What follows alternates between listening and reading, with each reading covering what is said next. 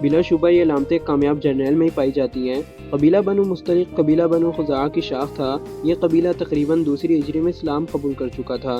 زکوٰۃ وصول کرنے کے لیے سلطان مدینہ صلی اللہ علیہ وسلم نے ولید بن عقبہ کو ان کے پاس بھیجا۔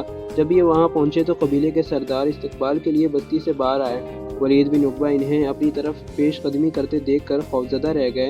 انہیں اندیشہ ہوا کہ یہ مجھے قتل کرنے کے لیے آگے بڑھے آ رہے ہیں۔ یہ منظر دیکھ کر وہ سرپٹ پیچھے کو دوڑ پڑے اور مدینہ منورہ آ کر رسول اقدس صلی اللہ علیہ وسلم کو یہ خبر دی کہ بنو مستلق زکوٰۃ دینے سے انکاری ہیں۔ آپ یہ خبر سن کر کچھ دشدر رہ گئے۔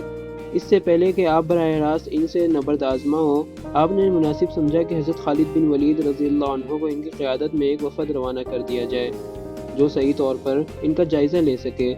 آپ نے حضرت خالد بن ولید رضی اللہ عنہ کا انتخاب ان کی جرأت، دانش مندی، معاملہ فہمی، تدبر اور شجاعت کی بنا پر کیا۔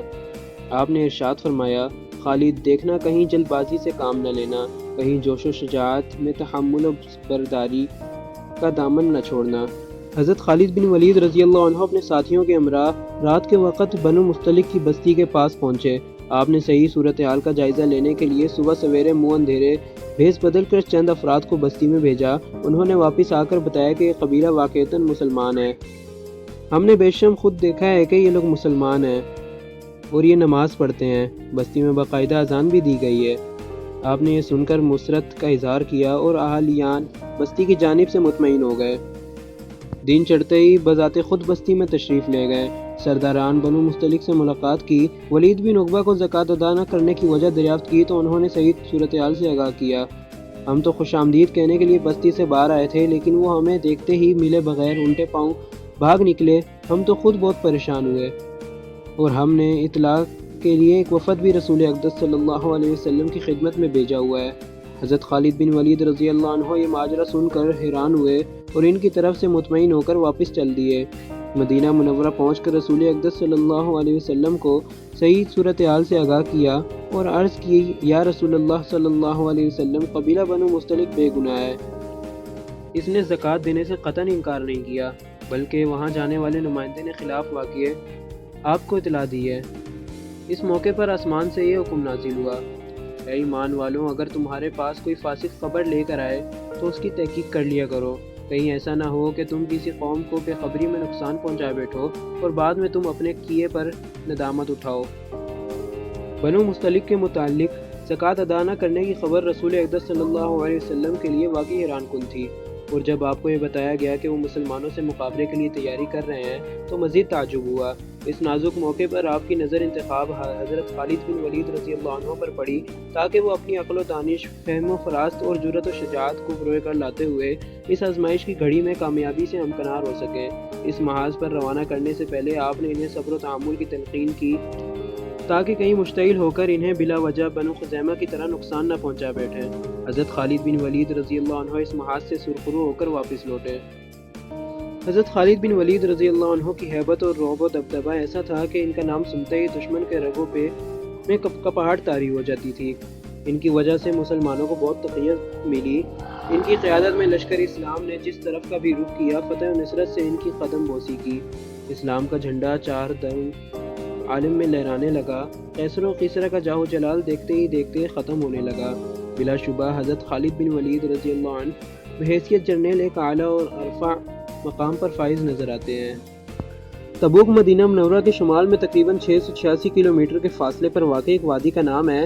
جب رسول اقدس صلی اللہ علیہ وسلم شدید گرمی کے موسم میں طویل اور دشوار گزار راستے طے کرتے ہوئے 9 ہجری کو 30,000 افراد پر مشتمل لشکر اسلام کی قیادت کرتے ہوئے وادی تبوک میں پہنچے تو آپ نے دیکھا کہ ایک جگہ سے دھیرے دھیرے پانی رس رہا ہے۔